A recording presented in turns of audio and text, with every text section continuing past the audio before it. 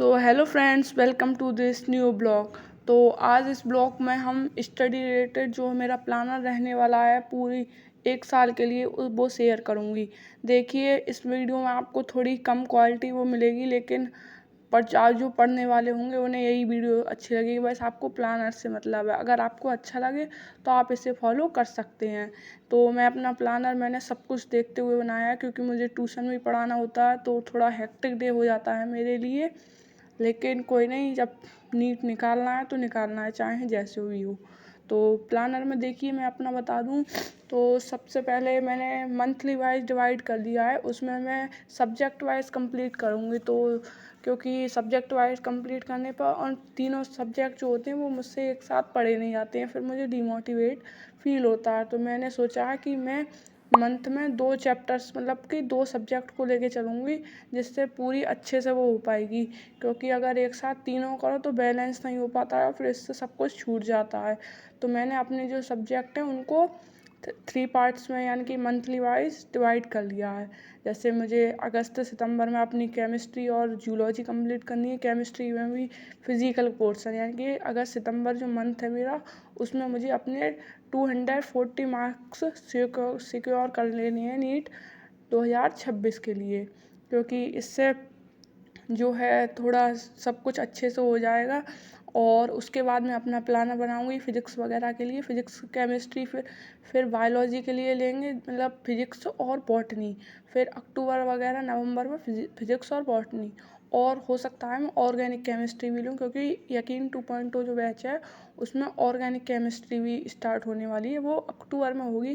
पहले तो इनऑर्गेनिक के 2 चैप्टर्स होंगे, chemical bonding and periodic properties. तो वो वाले मैं करूँगी, लेकिन पीरियोडिक प्रॉपर्टीज़ वाला जो चैप्टर है वो मेरा कंप्लीट है, मतलब मेरा नोट्स वगैरह सब बने हुए हैं उस चैप्टर के। बच्चे केमिकल बॉन्डिंग तो उसे भी कर लेंगे टाइम दे के, लेकिन अभी मेरा जो टास्क है मैं 2 अच्छे से करने हैं, मतलब फिजिकल केमिस्ट्री और जूलॉजी मुझे इस तरीके से कंप्लीट करनी है कि कोई कहीं से भी क्वेश्चन आ जाए, कुछ भी आ जाए, वो मैं करूँगी। तो देखिए, क्वेश्चंस के लिए बता दूँ तो मैं फिजिकल केमिस्ट्री के लिए आपको बता ही दिया, सब कुछ मैंने ट्रैकर बनाया है, वो भी इस वीडियो में आके आएगा। तो ऐसे में क्वेश्चंस के लिए मैंने पंच बुक की जो है ऑर्डर कर दी है, जो 4.0 न्यू एडिशन, तो वो आ जाएगी तो रिव्यू डाल दूँगी उसका भी, कि आपको लेनी चाहिए या नहीं, तो मैं उसका भी रिव्यू डाल दूँगी। एंड जूलॉजी और बॉटनी वगैरह ये बायोलॉजी की टोटल, वो तो मेरे पास पंच की बुक है क्वेश्चंस के लिए। तो बायोलॉजी पर मैं ज़्यादा क्वेश्चंस प्रैक्टिस करूँगी, एंड जूलॉजी में सुधांशु सर से कर रही हूँ, तो उनके क्वेश्चंस वगैरह नोट्स के डीपीपी प्लस पंच, तो उसमें मैं यही करूँगी क्वेश्चंस के लिए।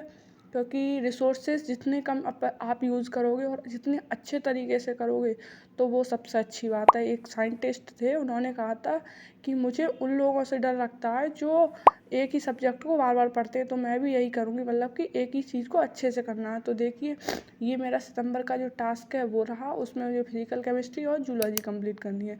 तो फिजिकल केमिस्ट्री पे आते हैं तो mole concept, redox reaction, thermodynamics, ionic equilibrium, chemical equilibrium, ये करने हैं। And atomic structure, electrochemistry, chemical kinetics and solution.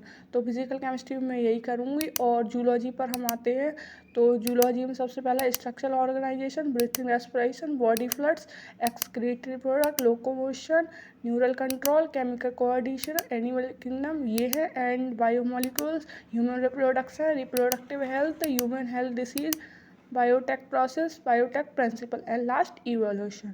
तो जूलॉजी और बॉटनी केमिस्ट्री का मेरा यही था। एंड इसमें मुझे यही करने है सितंबर तक। एंड मैंने एक कंसिस्टेंसी के लिए सोचा, I promise to my Mahadev that I will complete physical chemistry and zoology before 1 October. And after completed this task I will offer you the prasad of Shiv, यानी कि मैं ये सब कंप्लीट कर लूँगी तो मैं 1 अक्टूबर को जो है वो प्रसाद चढ़ाऊँगी। तो इससे मुझे भी रहेगा कि हाँ, मुझे ये करना है। तो आप पीसीबी ट्रैकर पर आती हैं।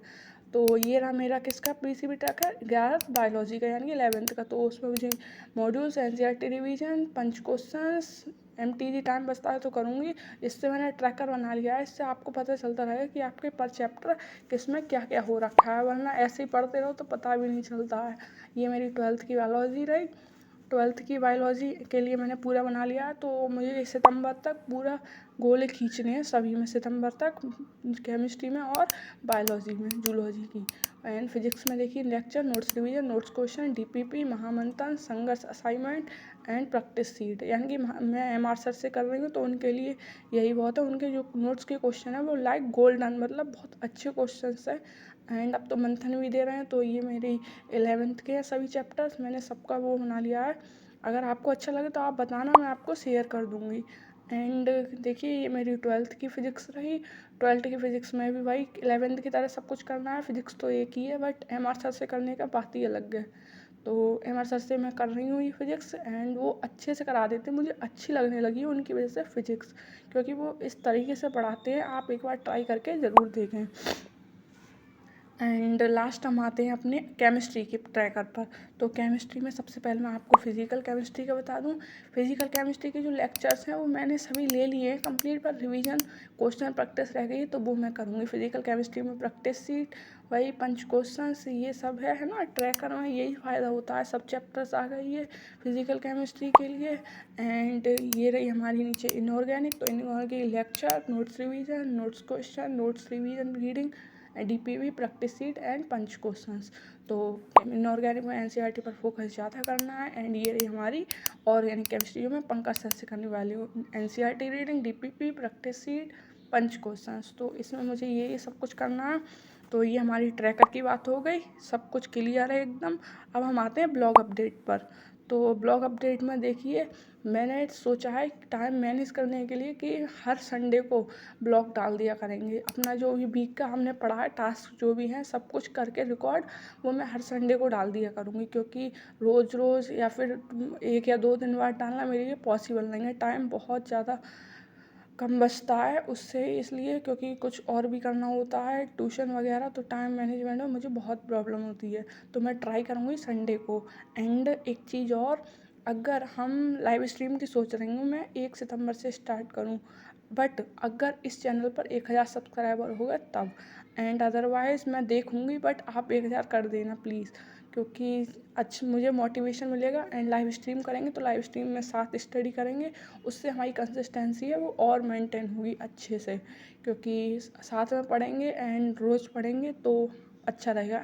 हाँ, एक क्वेश्चन आपसे पूछना था, आप सबके अकॉर्डिंग स्टडी आपकी लाइब्रेरी में बेस्ट होती है या फिर होम में? इसका आंसर मुझे कमेंट सेक्शन में ज़रूर दें, बिकॉज मैं बहुत ज़्यादा कन्फ्यूज़्ड हूँ।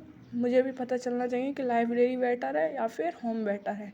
एंड ये मेरा क्वेश्चन था। And thank you so much watching this video. Bye bye.